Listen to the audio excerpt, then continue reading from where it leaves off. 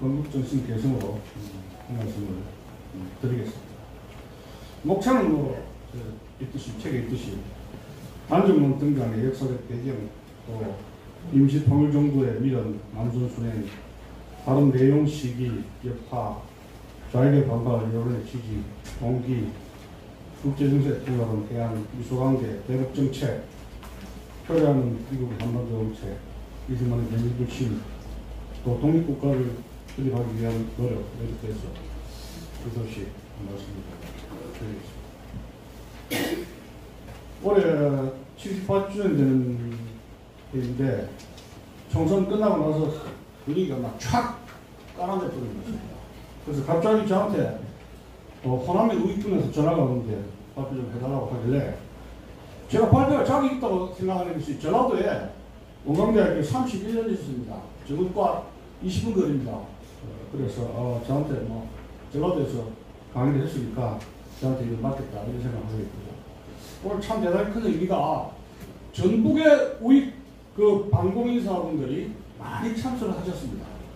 그러니까 나라를 정상화시키려면 이제는 좌우익, 영남인, 호남인 이름을 떠나서 나라를 정상화시키기 위해서 바로 이 자리에 모였다는 사실입니다. 저는 이 자리가 대단히 역사적 의미가 있다 그런 생각을 하게 되었고 여기 참석하게 되어서 대단히 고맙게 생각을 하는 것입니다. 정읍발언에서 이야기된 이승만 대통령, 이승만 박사의 단독 정부론이 오랫동안에 명분을 중시하는 한국 근현대사 전공자에서 비판을 받아왔습니다. 특히 김구라든가 김부식 같은 민족 통일 정부론에 의해서 평화되고 대관시되었습니다. 근데 제가 공부를 했던 중학교, 초, 중, 고, 대학까지 김부식을 그렇게 띄우지 않았습니다. 그런데 어느 날 갑자기 김대중, 노무현, 문재인 이 레프트 정부가 들어서면서 검정 교과서를 통해서 이승만 대통령 막말로 이야기한다면 이승만 대통령 죽이기 분단 책임자로 몰면서 많은 교과서들이 초중고 학생들에게 이승만을 분단 책임자로 몰아서 마치 역사의 재임처럼 강조하는 역사 반복이 반복됐습니다. 검정 교과서는 다양화를 해야 되는데 아마 여러분 검정 교과서를 보시면 알겠지만은 천편일률적입니다. 국정교과서는 모델 역사의 도들이 그것을 초, 중고 학생들이 지금도 강의를 하고 있습니다. 그 영향을 받은 인물들이 지금 여야 정치를 좌지우지하고 있습니다. 자, 그렇다면 지상적으로 보면은 이승만의 단정 주장은 통일정부론에 비해서 대국민 보수력이 부족합니다. 특히 강만길, 서중석, 정병주 같은 민중사관의 입장에서 이승만의 단정 노력을 줄기차게 비판해왔던 겁니다. 이승만의 단정 정보로는 선과 명불론과 이분법에만 집착할 것이 아니라 그 당시의 역사적 여건, 상황을 고려해서 심하게 검토돼야 할 사안일 것입니다. 이미 작년에 이 박명수 교수님을 유시해서 좋은 학술 발표가 있었습니다. 이정숙, 이정식, 이철순, 이현선 이런 분들이 연구가 있었고 대단히 공정한 연구가 있었습니다만 지금 모든 것이 민주화 바람을 타고 민주화라는 완장을 차고 과거에 이승만, 박정희 산업화 세력, 건국 세력을 일방적으로 공격하는 그런 역사 소설 속에 우리는 자리 잡고 있습니다. 특히 이현식 교수, 제가 유학 시절에 한번 직접 태실에 대해서 직접 만나뵌 적이 있었는데 우리나라의 한국 공산주의 연구 1000페이지 넘는 책을 썼죠. 그 다음에 이승만 대통령에 대한 최고의 권위자입니다. 국제정치적 시각에서 정읍발언을 설명했는데 지금까지의 공정한 그러한 이승만 박사의 정읍발언의 연구는 이정식 교수님의 연구를 수정하고 검토하고 보완하는 차원에서 연구사가 이루어졌다는 것을 말씀드리는 것입니다. 특히 부산대학의 이철순 교수도 역시 기존학습 문제점을 지역에서 단적인 불가피성을 주장하고 또 이현선 연구자의 정업 발언 내용 구체적으로 분석을 했고 오해를 잡으려고 노력했고 작년에 발표한 장명수 교수님 이것은 이제 3% 철폐를 강조하고 통일을 위한 전초기지로서 이렇게 연구를 하셨던 적이 있었습니다. 그 당시에 이 해방전국의 한국인들은 지금까지 SNS라든가 스마트폰이 발달이 안 됐기 때문에 TV라든가 이런 전화 이런 게 안 됐기 때문에 북한에서 무슨 일이 일어났는가는 전혀 소문만 들었지 카드라는 소문만 듣고 서북 청년가지라든가 서지라든가 이런 기독교인들이 우리 소련 군정에서 박해를 받았던 교인들 신의 학생들 이거 사건들 반공의식이 갖고 있는 북한인들에 대해서 대거 올람하면서 북한의 소련 군정과 김일성이 어떻다 카드라로 해가지고 소문만 대단히 무성했습니다. 그러다가 북조선에서 해방정국에서 무슨 일이 나는가를 알게 되는 것은 구체적으로 김영삼 정부 이후에 거의 그 한소 관계가 정상화되면서 소련 문서를 입수해가지고 한국전쟁의 비하라든가 한국전쟁 소련 군정기에 발생한 북조선의 사건들을 이 문서가 공개가 되면서 소련 군정에 그 참혹한 실상이 알려지게 되었다는 사실입니다.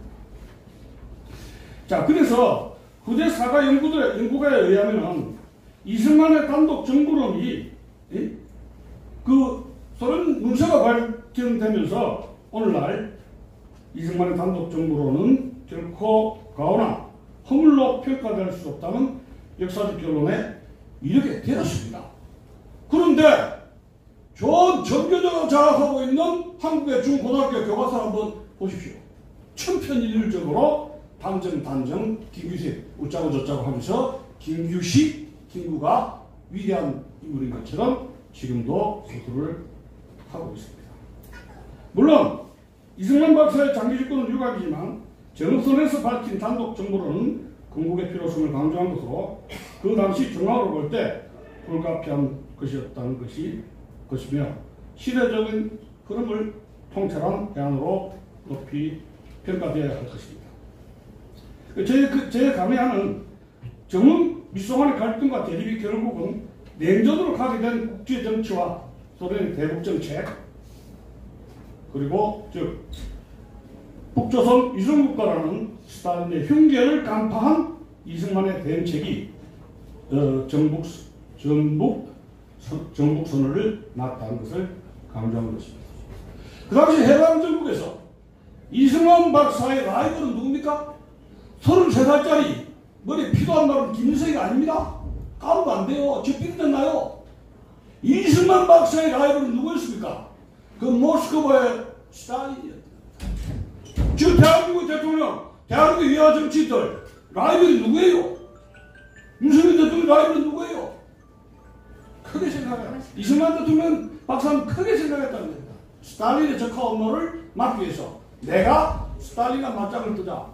그래서 미국 가서 당당하게 큰 소리 쳤습니다. 하고 싶은 말 하신 거예요. 그것을 우리 역대 대통령은 귀감으로 삼아야 할 것입니다. 세계 최강대국 미국 소련에 대해서 당당하게 대통령이 안 된 신분인데도 불구하고 할 말을 하시고 워싱턴 포스트라든가 기고하고 기자회견에 당당하게 하셨다는 말입니다. 대통령 신분인데도 아닌데도 불구하고 세계 최강대국에게 비밀 걸지 않는 지도를 했다는 겁니다. 이걸 우리가 해야 되는 거 아닙니까?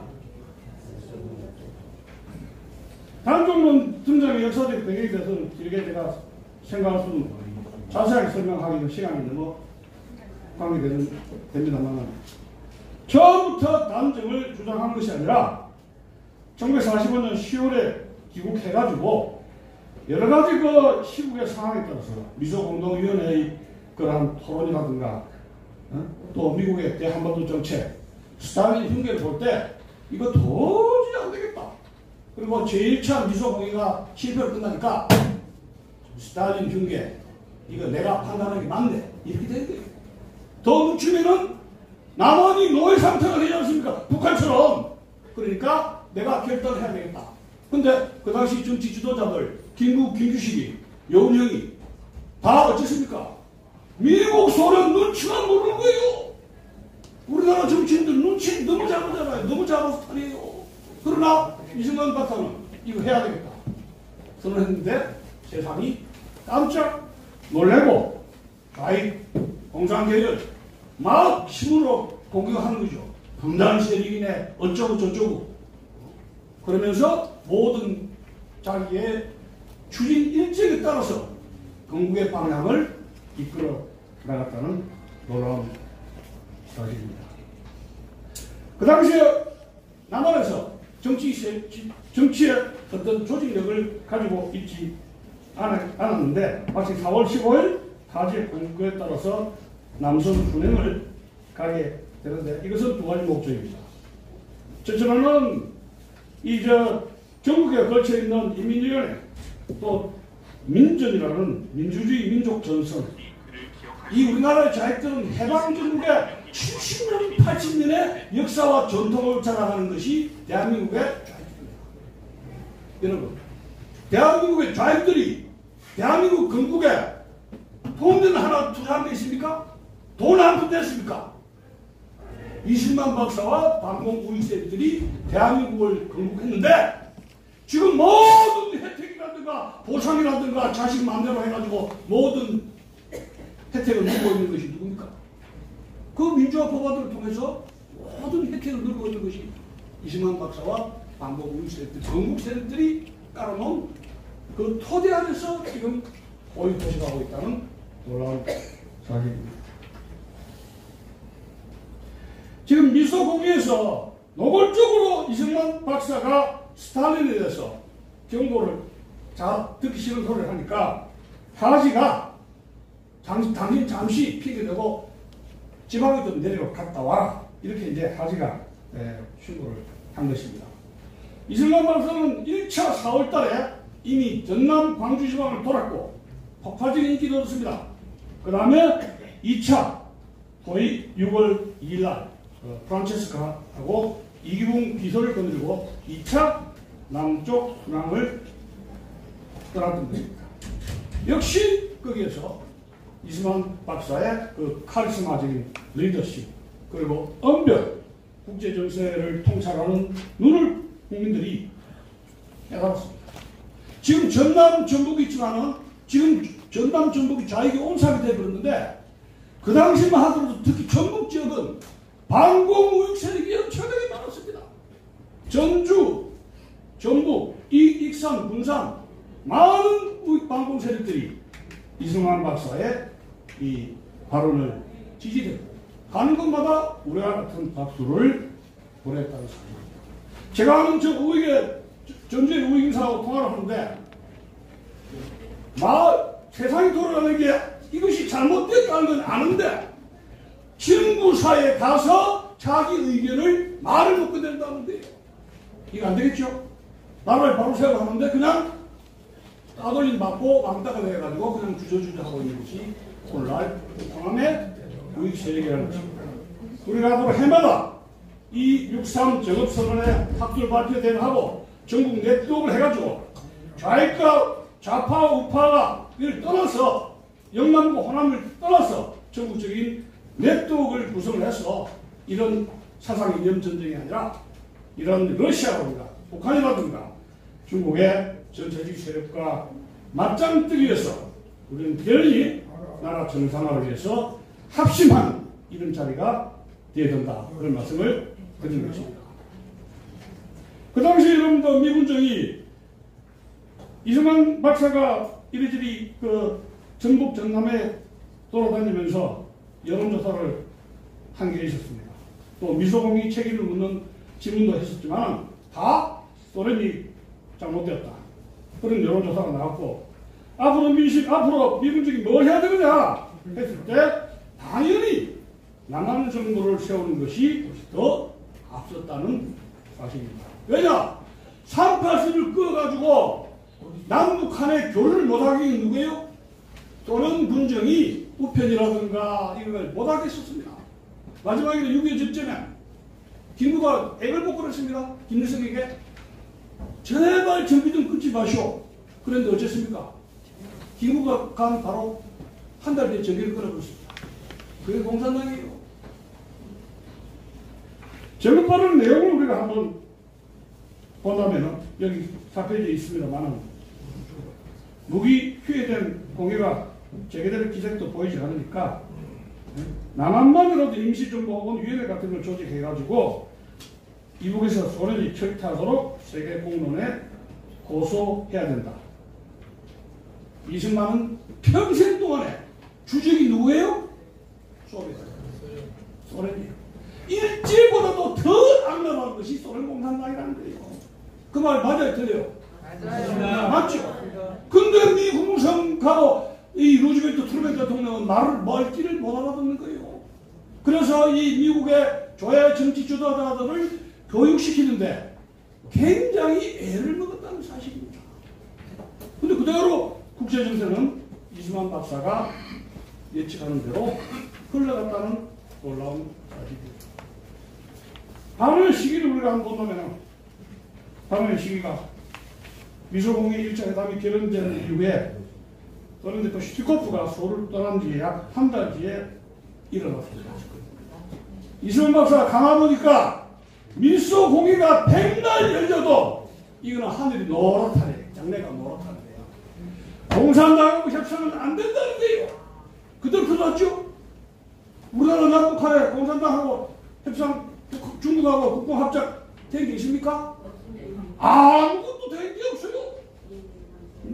그거를 미리 지적을 한 것입니다. 왜 그런 현상이 일어났는가? 제가 여기 5페이지에도 있습니다만은 2차 대전이 끝나고 나가지고 소련이 체코라든가 유고슬라비아라든가 헝가리라든가 가장 먼저 공산화된 것이 폴란드죠.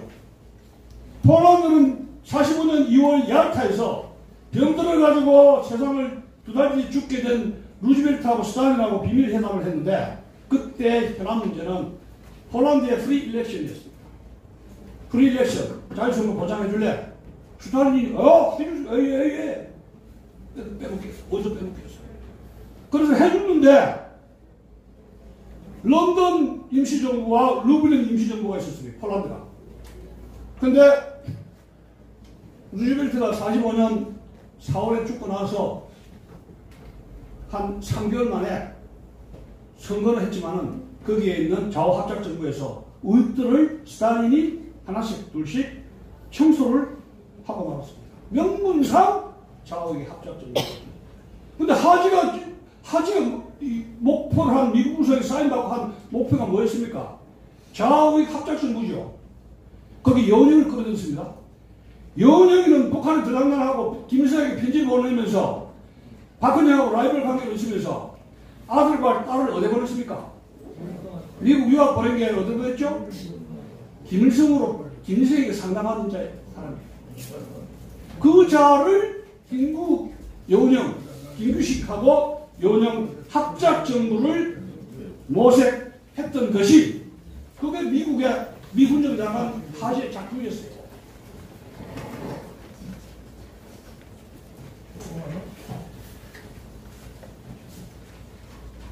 아까도 말씀드렸듯이 이승만의 적은 발언이 발언도를 해가지고 좌익, 우익, 특히 인정, 김구 출신의 김구 계열의 한국 독립당 맹렬히 반대를 했는데 여기에서 그 한국민주당이죠. 김성수 라인에 있던 한국민주당 쪽에서 이승만 박사를 옹호하고 나왔습니다. 근데 민심은 이승만 박사만큼 대통령이 될 사람이 없다. 말을 안 합니다. 그 다음에 뭐냐면 산발선이 꺼지기 때문에 상식적으로 저 시골에 있는 농부도 이거는 각자 따로 가야지 같이 가서는 안 되겠다. 그런 것이 공부를 한 사람이든 논두랑 있는 농부든 그런 생각이 가지고 있었다는 것이 여론이었다는 사실입니다. 정립발언의 동기를 우리가 한번 살펴본다면 제가 여러 가지 복잡하게 생각할 필요 없이 이승만 박사 정립발언의 동기에 대해서 첫 번째로 국제정세의 통달한 통찰력, 해안을 갖췄다 그랬는데 지금 대한민국 정치가들 중에서 공부가 안 돼 있는데 정치한다고 막 머리 대있는 정치가들 많죠. 뭐 누굴 지적해서 안 됐습니다만은 이승만 박사는 평생에 걸쳐서 뭘 공부했습니까? 국제정치, 역사학, 그 다음에 신학입니다. 그렇게 통달하신 분이 평생을 공부하신 분입니다. 평생 대한민국의 독립을 위해서, 대한민국을 위해서 지도자로서 준비한 분이십니다. 이승만의 독립정신도 안 읽고 정치한다고 설치는 사람 맞죠? 참 한남기들 많습니다. 제가 구체적으로 지적하고 싶지 않습니다만은 제가 평생을 역사학을 공부한 사람으로서 보면은 같잖아요. 그리고 적비근에 나요.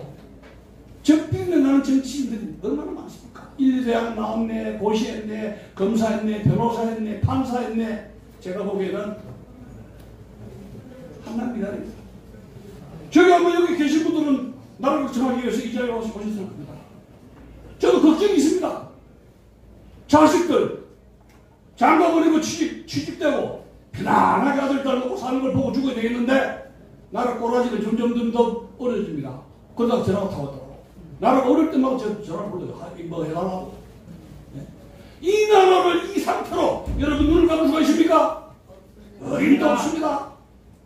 우리는 눈을 부릅뜨고 이 나라를 정상화시키기 위해서 바로 이 자리에 왔다는 험숙한 역사적 현장이라는 사실입니다.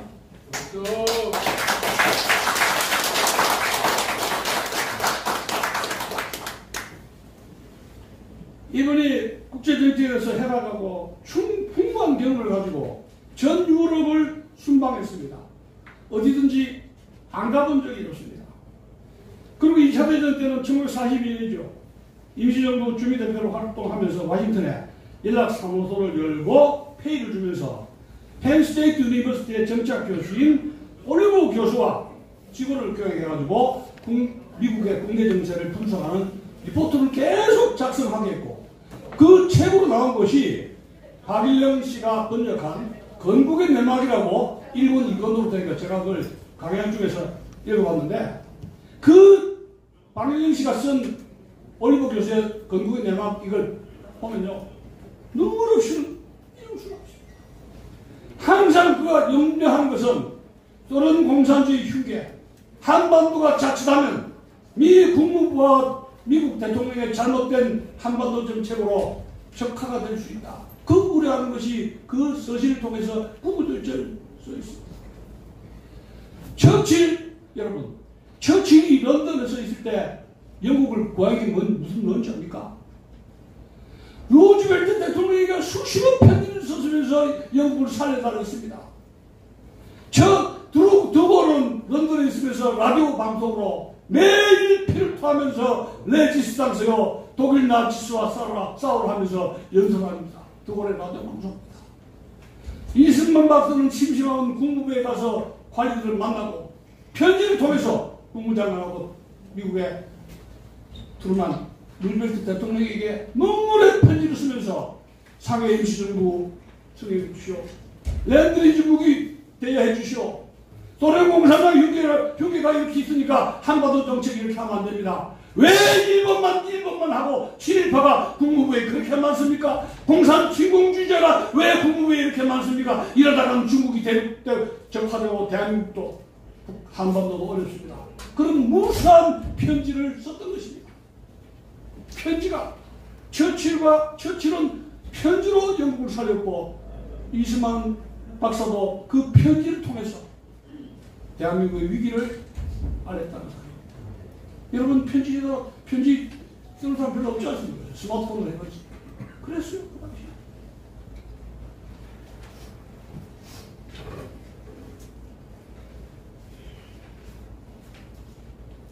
지금 45년부터 48년 3년 동안에 다가오는 것이 이민은 콜드워, 임박한 냉전으로 악화되는 미소관계입니다. 제가 박사 논문 루즈벨트의 친소정책에서 미국의 전시 외교정책을, 군사 외교정책을 문서를 보니까 프랭클린 델라웨이 루즈벨트는 어떤 시각을 갖고 있었느냐? 여러분도 아시다시피 1930년대 일본의 군국주의와 이 무소리니 히틀러의 나치즘 파시즘을 견제하기 위해서는 공산주의와 유나이티드 프론트 알죠? 연합전대. 공산주의와의 유나이티드 프론트 통일전선을 결성해서 그 적을 부셔야 된다는 그런 이론을 가졌는데 30년대에 유행병처럼 퍼진 게 지식인들의 공산주의도 괜찮다. 그걸 사람이 살더라. 공산주의자도 사람이다. 그게 유행병이에요. 그러면서 연합군이 되어서 2차 대전에서 소련과 미국, 영국이 미영소 연합군이 2차 대전에서 승리를 했지 않습니까? 근데 이 미국의 대통령이 어떤 생각을 하고 있느냐? 자본주의와 공산주의는 자꾸 대화하고 어려운 공산당에게 빵가루든지 뭐든지 물자로 주면 감옥해서 공산주의와 사회주의는 하나의 이론으로 수렴해서 서로가 닮아간다는 그런 수렴주의 이론의 신봉자였습니다. 제가 그 문서를 읽고 깜짝 놀랐습니다. 여러분 그래 됩니까? 안 됩니다. 남북 한간에 얼마나 많은 교류가 있었습니까? 국공합작 때 모택동과 장개석이 얼마나 많이 대화했습니까? 됐습니까? 국공합작 모든 것이 공산화로 이루어집니다. 근데 어마어마하게 2차 대전 때 소련에게 랜드리지 액트 무기제해법을 통해서 미국에는 어마어마한 원조를 했습니다. 지금의 미국이 우크라이나 지원하는 것 이상으로 엄청난 원조를 했습니다. 저는 와이라든가 군합바라든가 뭐 탄약 뭐 이런 거 말른 거 하죠. 왜? 미국의 사상자를 줄이기 위해서는 공산당 군대라도 화끈하게 원조를 해서 전쟁을 빨리 끝내게 해야 되겠다. 공산당이. 그런데 부통령이 트루만이 대통령이 됐을 때는 이 사람은 다른 대공인식을 아주 그 공산당 인식에서 루즈벨트 대통령과는 전혀 다른 인물이었습니다. 그리고 또 당시 45년부터 46년 정읍선언까지 보니까 중부 유럽과 동부 유럽은 적군이 간 곳은 거기에는 공산주의 괴뢰들이 심어지죠. 김일성이가 소련의 하바롭스크에서 대대장급 해가지고 완장 차고 돌아가가지고 스탈린 앞자리도록 하듯이 위성가화 되는 것을 1년 동안 바라보니까 미국에서 대정책이 바뀌게 됩니다. 냉전에 대비해야 되겠다. 45년 10월 8일 이야기고 또 연설에서 동유럽 소련의 공산화는 45년 2월 ял타 회담에서의 스탈린과 루즈벨트 간의 합의를 깬 것이다. 스탈린이 깬 것이다. 그렇게 공격을 했습니다. 근데 스탈린도 가보니까 미국의 원자탄 이 자기 안보를 위협한다고 생각하니까 스파이를 통해서 원자탄 개발을 박차를 가하기 시작했습니다. 가장 충격적인 것은 영국 수상 처칠이 그 유명한 주계 장관입니다. 정읍선언 3개월 전에 처칠의 주계 장관은 전 세계를 개막시켰습니다. 처칠이 루즈벨트 미국의 미주리 풀턴에 가가지고 그런 선언을 하면서 미국인들의 공산주의에 안이한 그런 것을 경계하기 위해서 그런 발언을 했었습니다. 자, 그런데 3발선 분단이 고쳐가 된 것이 뭐냐면 45년 9월달에 말해서 8페이지에 있듯이 전승국 외상회의가 런던에서 열렸습니다. 그 당시에 외무부 장관인 번지가 노골적으로 유럽의 공산화 정책, 이것은 ял타 회담 합의를 위반했다고 소련 외상을 공격을 했습니다. 그리고 소련은 이탈리아의 트리폴리, 한국, 소련에게 넘겨줄 것도 거절했습니다. 또 그 다음에 스탈린이 욕심을 가지고 있는 것이 일본을 분할해야 되겠다. 그런 생각을 가지고 있었습니다. 그것도 메가더에 의해서 당신이 일본 대전에 참전하게 소련이 한 게 뭐냐? 내 나라. 그래서 일본 분할은 절대 안 된다. 메가더에 단호한 반대였습니다. 자, 그러니까 스탈린을 볼 때는 명동에서 땀 맞고 종로에서 분풀한다고 화가 났죠. 책이 일어난 겁니다. 그래서 2005년 9월 20일입니다. 북한 지령 못하고 분별력 다 민주화라면 다 좋은 겁니까? 민주주의는 공산민주주의가 있고 인민민주주의가 있고 자유민주주의가 있는 거예요. 민주주의 종류는 10개가 넘어요. 이 공부를 안 하니까 이런 현상이 있어요. 공부를 안 하니까.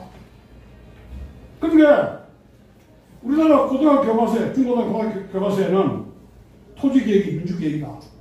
그러나 북한에 토지가 무상으로 몰수해가지고 무상으로 배분하는 것인데 이것은 자유민주 체제에서는 안 되는 거 아닙니까? 그런 것을 중고등학교 교과서에서는 지적을 하지 않고 있다는 겁니다. 가장 큰 문제는 지금 그 45년부터 48년 사이에 소련 군정과 미 군정의 차이입니다. 북한은 스탈린의 9월 20일 지침의 지령에 의해서 확실하게 괴뢰 정권을 위성국가를 만들어라는 지침이 넘어갔고 소련 군정에서 군합발에 의해서 착착착착 해서 완력과 군대 총칼에 의해서 계획이 진행되고 있죠. 그리고 말 안 듣는 사람도 토지 강탈을 하고 나머지 사람도 아마 남한에 가. 싫으면 가라는 얘기예요. 남한은 와 내려오죠. 반항하는 사람이 없습니다. 교회 문 닫고. 그런데 남한은 어떠느냐? 남한은 어떻게 되느냐 하면은 신탁 통지에서 소련과의 합의를 존중해야 되느냐? 이 국무선의 입장인데 그거를 하지가 공을 받아가지고 미련을 가지고 계속 작업 합작을 했다는 겁니다. 더 심각한 문제는 여러분 알다시피 북한에서는 소련군이 들어오면서 북한에 있는 공장이라든가 이런 무기 공장인 걸 다 설비를 뜯어가지고 소련으로 가져갔죠. 그리고 남쪽에는 이미 일본, 시베리아, 중국, 만주 이런 땅에서 헐벗고 굶주린 우리 동포들이 독립되었다고 좋다 만세 부르면서 다 어디로 옵니까? 해내탄으로 평양에서 서울로 해가지고 여기저기 오는데 수십만 명이 오게 되는데 북한에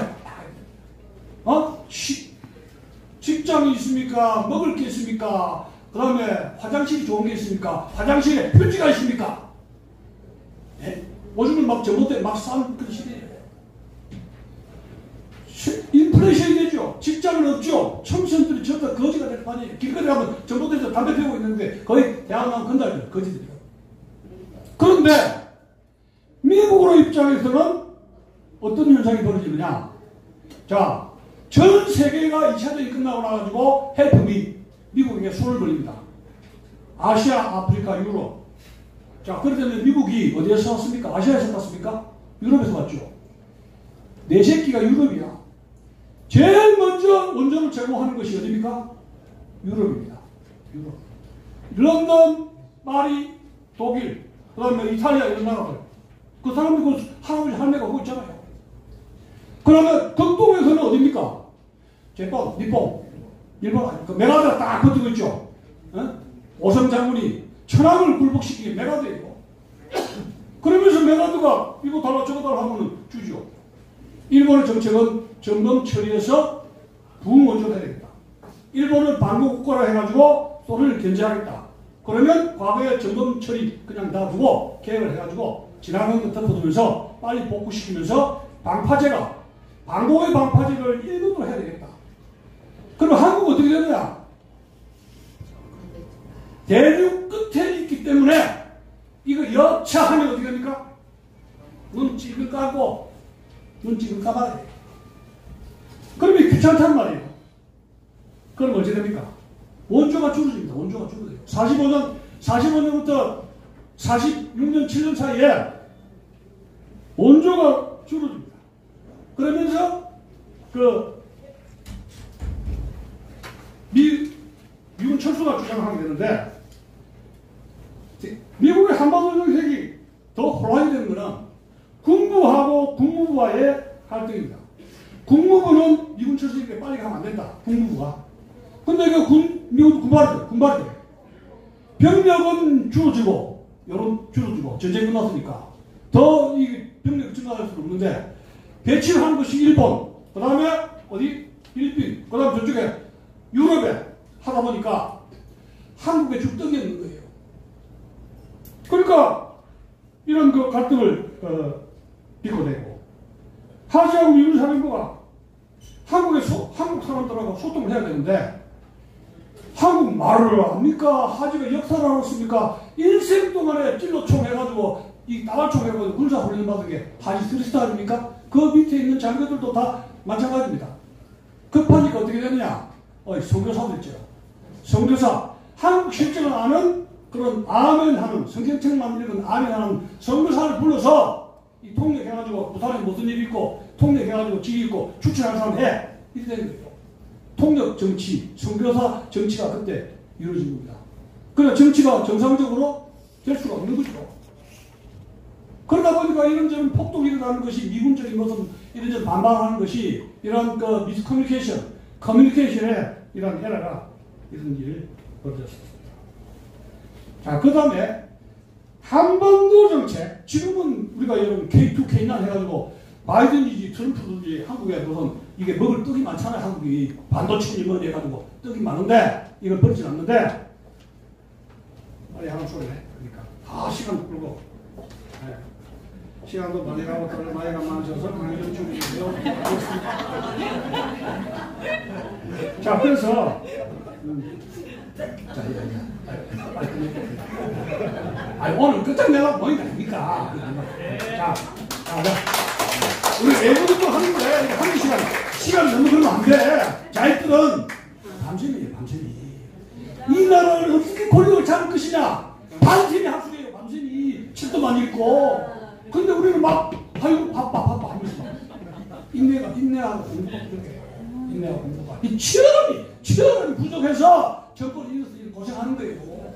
치열함이 부족하기 때문에 난 빨리 나가도 돼요. 나 지금 일주일 동안 이번에 논문 쓰는데 털이 쩍쩍 걸려가지고 아파 죽겠는데 전화 왔더라고. 해달라고. 내가 이게 하나님의 미션이라고 생각하고 쫙 하는 거예요. 지금 침 맞아가면서. 시간이 중요해. 시원하게 우리가 살아야 돼. 나라를 구하는데 그 시간 한두 시간 그거 아무것도 아닙니다. 나라를 구해야 돼요. 근데 한반도 정책이 종속 변수가 되는 겁니다. 종속 변수. 중국의 대륙이 공산화되느냐 안 되느냐, 장기사가 모택동 전투가 어떻게 벌어지느냐 이런 거예요. 그 다음에 일본의 정책. 그럼 한반도 정책이 뻥커라고. 거기에 따라서 한반도 정책, 미군 철도라든가 원전화라는 것이 왔다리 갔다리. 제가 자료를 보지만 미군정 시절에 한국한테 미국 사람들이 망가로 원전 제대로 준 거 없어요. 내가 솔직하게 얘기합니다. 처음 다 미군한테 들어간다면 경비대, 미군들, 그 한국 경찰, 군대 쪽으로 들어갔지 경제적으로 제대로 원조한 건 없습니다. 밀가루 강력히 좀 주기도 모르겠어. 그래서 그 당시에 국무부에 국무장관으로 등장한 인물이 미국의 오성장군인 조지 마샬이라는 인물이 있습니다. 알죠? 메가더의 라이벌. 네. 이 사람이 주변이, 이 사람 모택동을 어떻게 생각하느냐? 아브라함 리포머, 농업 개간주의자다. 대화할 수 있는 인간이다. 이렇게 된 거예요. 그러니 국구합작을 해라. 무려 10개월 넘어서 중국 가가지고 이렇게 대화를 추진했는데 그게 됩니까? 안 됩니까? 안 되는 거예요. 그래서 국무장관 돌아와가지고 허탈해가지고 국무장관 취임했는데 이 사람이 장개석이가 자기에게 협조하지 않았다는 걸 반발 때문에 어떻게 됩니까? 중국 국민당에 대한 군사 원조를 카트시킵니다. 완전히 카트시킵니다. 그것이 공산화되는 게 됐고, 나중에 50년대에 여러분 메카시 전통 있을 때 유명한 책이 나왔습니다. Who lost China? 누가 공산화시켰느냐 중국 대륙을? 조지 마샬이 책임져야 돼요. 마샬이. 그래서 2차 대전 때 군인들이 군사 문제만 열심히 했지 군정을 할 수 있는 준비가 안 된 인물들이 왔다는 얘기예요. 안 된 인물들이. 그나마도 군에서 정치 눈치 빠꼼빠꼼하는 정무장관, 정무 감각이 있는 군인들 어디로 갔느냐? 아시아에서는 일본으로 가고, 그건 독일로 가죠.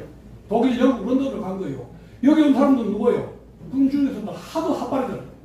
중기가 통역장고가 여운형하고 뭐 김구시가 표선하고 버치중이 같은 중기가 정치한다고 그래서 한반도에서. 그는 한반도 전략적 가치가 꽝꽝이다. 그래서 미국은 유엔 총회에 한국 문제에 골치 아프니까 푸는 게 그것이 나중에 50총 선거로 연결됩니다. 자, 그래서 또 그 이승만의 대미불신을 우리가 본다면 아까 이야기했듯이 러시아를 일제보다도 청국보다 더 위협적인 인물로 인식했다. 그런 판단은 옳았다 하는 것입니다.